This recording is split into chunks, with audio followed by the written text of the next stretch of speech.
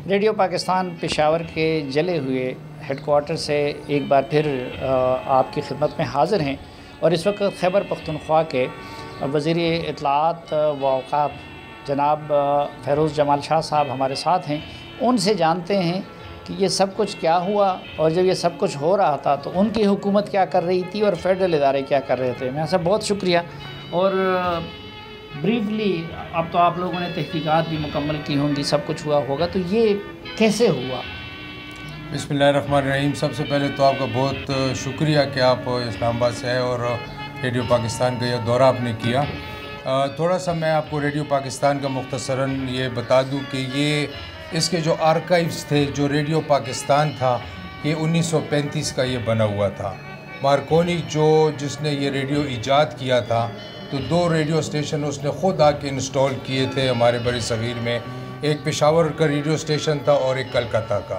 जब कयूम खान 1932 में गए तो उनकी वहाँ उनसे मुलाकात हुई मार्कोनी से, तो उन्होंने रिक्वेस्ट की कि आप आके यहाँ पे हमारा ये रेडियो इंस्टॉल करें। ठीक। तो 1935 ऑनवर्ड्स ये जितने भी हमारे आर्काइव्स थे रेडियो के, हमारे ड्रामे, हमारे पुराने जितने भी ये तो इनके आर्काइव्स यहाँ पे पड़े हुए थे। जो तो 9 मई और 10 मई की इस बर्बरियत ने और जो आग और जो उन्होंने लगाई पूरे पाकिस्तान में, तो उसमें वो जो है सब चीज़ें हमारी राख को जल गई। नहीं तो ये भयानक ड्रामा जब उस दिन हो रहा था तो ये तो एक लिहाज से पेशावर के लिहाज से रेड जोन है।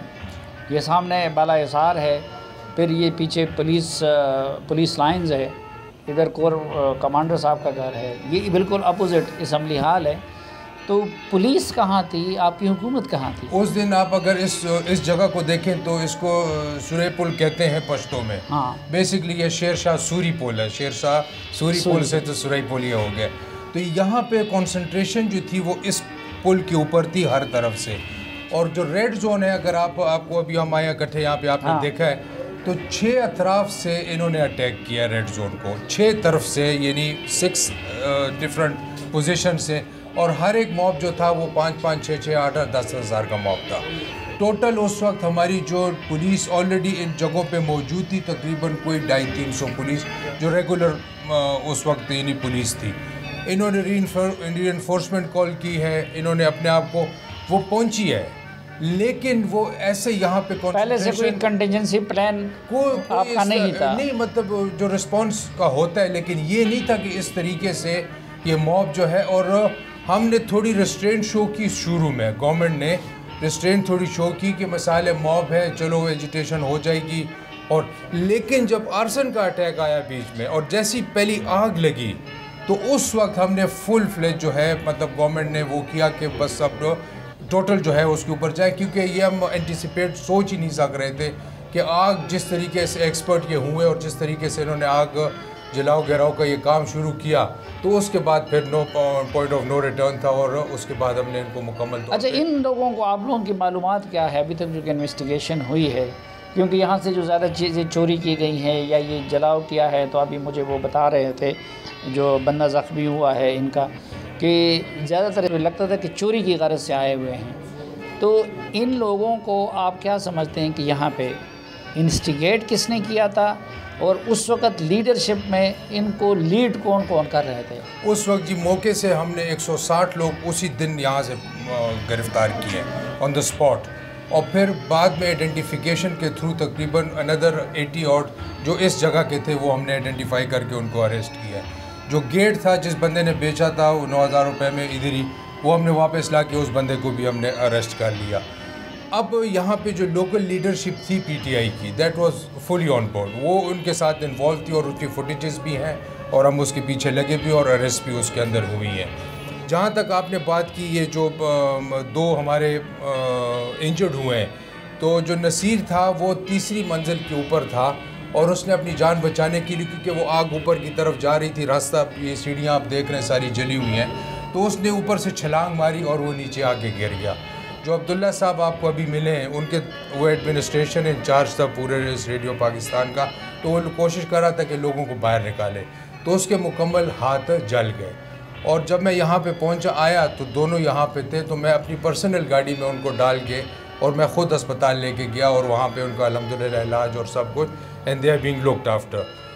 अब मसला ये है ना सर कि जो फर्स्ट टायर लीडरशिप है और जो सेकंड टायर लीडरशिप है, अब वो सारी मिसालें भागी हुई है। अब फर्स्ट टायर तो मतलब बिल्कुल या लाहौर बैठे हुए हैं या दुबई बैठे हुए हैं या लंदन बैठे हुए हैं, भाग गए। अब इस आवाम को जो मैं कहता हूँ कि जो हमारी एक पूरी जनरेशन इन्होंने तबाह करके रख दी है, और हमारी जो लॉस्ट जनरेशन मैं कहता हूँ हमारी KPK की, हमारा वो सोशल फैब्रिक, हमारी वो शर्म हया, हमारी वो इज़्ज़त, हमारी चार दीवारी, सारा पामाल। लेकिन उनको ये गिला है, कई एक्स मिनिस्टर्स की तरफ से भी ये आया कि भाई आप लोग उनके चार दीवारी के तहफ़्फ़ुज़ को पामाल कर रहे हैं।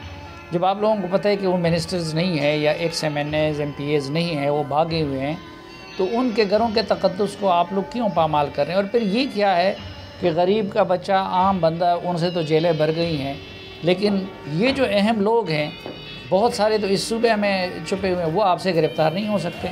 सीम साहब, आपने कहा कि चार दीवारी का पामाल करते। अब देखिए, हम हैं पुराने पाकिस्तान के लोग, हमारे वज़ीर आला साहब को आप देखें, माशाल्लाह उनकी उम्र को देखें, उनका रुतबा देखें, तो वो पक्के पुराने पाकिस्तान के। और हम भी पुराने पाकिस्तान में, जहाँ पे गैरत, जहाँ पे हया, जहाँ पे शर्म, जहाँ पे चार दीवारी, इन चीज़ों को समझा जाता है, ना कि ये जो 9 साल की पूत आई और ये जो KPK का जो उन्होंने हशर व हाल कर दिया। ये इन लोगों के काम थे कि लोगों के घरों के चार दीवारियाँ पैमाल करते थे, लोगों को बेइज्जत करते थे, लोगों को गालियाँ देते थे, गालम गलोच का कल्चर था। ये उन लोगों की रवायत है। हमारी रवायत ये है कि हम इस तरीके से कोई ना हुआ है काम और ना इंशाल्लाह करेंगे। लेकिन तैमूर जकड़ा और आतिफ खान, इनकी मैंने ख़ुद ट्वीट और वीडियोस वगैरह सुनी जिसमें उन्होंने कहा कि भाई आप उनके घरों के पे छापे मार रहे हैं। ये इनके ज़हनी बीमार है सर, ये जो है ना, इनके ज़हन के फतूर हैं, और ज़हन में ये सोचते रहते हैं कि हम ऐसे करते, क्योंकि वो ख़ुद करते ही ये काम, तो ये दूसरे भी ऐसे करेंगे। आप मुझे एक इनको बता दें कि एक मुझे एग्ज़ाम्पल दे दे कि उनके मिसालें इनके साथ ऐसा काम हुआ हो। ये सब ज़हनी मरीज़ हैं, यानी इनके ज़हनों में चीज़ें आ जाती हैं, पता नहीं कहाँ से आती हैं, कहाँ सोचते हैं और बस बोल देते हैं। आपके सामने ये सारी। लेकिन ये तो ऑब्वियस है ना कि इसी सूबे में कहीं ये लोग छुपे होंगे ना, या ज़्यादा से ज़्यादा दूसरे सूबे में गए होंगे। तो ये क्या इंटेलिजेंस फेलियर है, क्या वजह है कि अभी तक गिरफ्तार नहीं हो सकते? सर उसकी जो बुनियादी वो है ना कि अब देखें यहाँ पे मुझे आप फर्स्ट टाइम लीडरशिप एक बता दें, ये नहीं सिरे से ही है, ही नहीं, गायब है। अब लोगों को इन्होंने बिल्कुल नेच पे ले गए, तबाह करके रख दिया है। मैं सावी साहब कहता हूँ इन लोगों को, ये दीवारें काली आपको नज़र आ रही हैं, ये आग आपको नज़र आ रही है, आंखों से आप रेडियो पाकिस्तान की और जिन्ना हाउस की आग देख सकते हैं। मैं उस दिन जिन्ना हाउस गया, वहाँ पे जब मैंने उनके टेबल देखी, सोफ़ा देखा, ये चीज़ें देखी, अल्लामा इकबाल का शेर, सर सैयद अहमद ख़ान की सोच, वहाँ पे इन्होंने उस सोच को जलाने की कोशिश की है। यहाँ पे ये जो जब आपको काली दीवारें और ये आग तो आंखों से नज़र आ रही है, उस आग को आप देखें, उस आग को जो इन्होंने PC1 में लगाई हैं, जो इन्होंने फाइलों में लगाई हैं, जो इन्होंने स्कीमों में लगाई हैं, जो इन्होंने खैबर पख्तूनख्वा की जड़ों में लगाई हैं, हमारी बच्चों की नस्लें इन्होंने जला के रख दी हैं, जिस तरह इस रेडियो पाकिस्तान को जलाया। तो कितने लोगों के ख़िलाफ़ मुकदमात हैं, और जिन लोगों ने फ़ाइलों में वो सब कुछ किया है उसमें अभी तक कितने के ख़िलाफ़ आप केसेस बना चुके हैं? 184 जो है वो FIR टोटल हुए, 3400 गिरफ्तारियाँ अभी तो हो गई हैं, और उसमें से जो है 1400 कुछ है वो ATA की है, और 30 केस हमारे जो है जी वो चले गए हैं उसमें मिलिट्री कोर्ट्स में। और जैसी जैसी लोग आइडेंटिफाई हो रहे हैं, जैसी जैसी लोगों को हम नादरा को हम डाटा भेजते हैं, वो तस्वीरें भेजते हैं, वो वीडियो क्लिप्स भेजते हैं, जैसी जैसी वो उनके पास रिसीव होती हैं, हमें डाटा वापस आता है, तो हम जो है उनको उस तरीके से अरेस्ट कर देते हैं। अच्छा, इस इमारत के साथ हमारा भी एक जज्बाती लगाव है। सहाफ़त के इब्तदाई दिनों में हमने भी इस जगह से इस्तिफ़ादा भी किया है और इधर आके वक्तन फ़वक्तन अपना कैथारसिस भी किया है। ये अब इसको कौन दोबारा तामीर करेगा और इसको उसी तरह की खूबसूरत और पुरकशिश बिल्डिंग हम कब देख सकेंगे? इंशाअल्लाह जी, ये मैं आपको बताऊँ, हमारी खैबर पख्तूनख्वा की बड़ी रिजिलियंट कौम है, बड़ी ही बड़े इस पर आजमाइशें हुई हैं, बड़े इस पर आए और गए। इंशाअल्लाह अल्लाह को मंजूर हुआ। उस दिन प्राइम मिनिस्टर साहब को हमने रिक्वेस्ट की है, बेसिकली फेडरल सब्जेक्ट है, और हमारी मरियम औरंगज़ेब साहिबा, उनसे मेरी बड़ी डिटेल मीटिंग इस्लामाबाद में भी और यहाँ पे भी वो आई थी। और इंशाल्लाह जो है उन्होंने ये प्रोग्राम हमें बताया कि इसका उन्होंने पूरा वो बना दिया, हमने एस्टिमेट भेज दिया है सारा, और फ़ौरन जो है इस पे उन्होंने कहा है कि काम शुरू करेंगे, और इंशाल्लाह वो ज़रूरत पड़ी तो आपको भी साथ नहीं, नशरियात तो उन्होंने शुरू की है, लेकिन बिल्डिंग तो अभी तक उस तरह रिकन्स्ट्रक्शन का काम यहाँ पे नज़र नहीं आ रहा।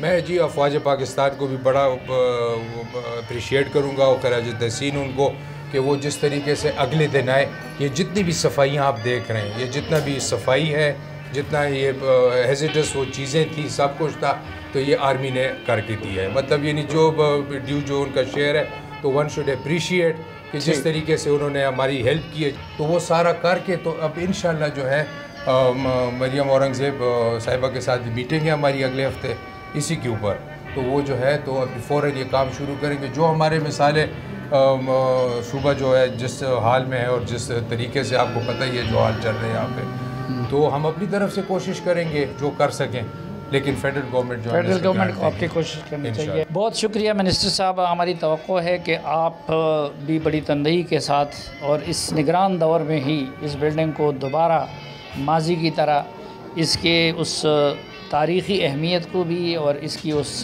कशिश को भी और इसकी ओरिजिनल हैसियत को भी बहाल करने में अपनी पूरी कोशिश करेंगे। लेकिन जिस तरह इन्होंने फरमाया, यहाँ पे मैं स्पेशली वज़ीर-ए-आज़म पाकिस्तान और वफाकी वज़ीर इत्तलात मोहतरमा मरियम औरंगज़ेब साहबा से कहना चाहूँगा कि वो रेडियो पाकिस्तान पेशावर के तामीरी नौ को अपनी तरजीहात में रखे, इसको तरजीह नंबर 1 बनाए। और दूसरा, उनसे ये तवक्को करूँगा कि इस रेडियो पाकिस्तान को, पेशावर के इस मरकज़ को वो वज़ीर-ए-आज़म पाकिस्तान से ज़्यादा अहम समझेंगे और जल्द अज़ जल्द इसको न सिर्फ ये कि फ़ंड्स फराहम करेंगे, बल्कि वज़ीर-ए-आज़म और वज़ीर इत्तलात अपनी निगरानी में यहाँ के स्टाफ के, यहाँ के मुलाजिमीन की, यहाँ के अफसरान की तनख्वाहों के और दीगर मराहत के बहाली का भी बंदोबस्त करेंगे। इस दुआ के साथ कि अल्लाह ताला पाकिस्तान को हमेशा के लिए 9 मई जैसे वाक़यात से महफूज रखें।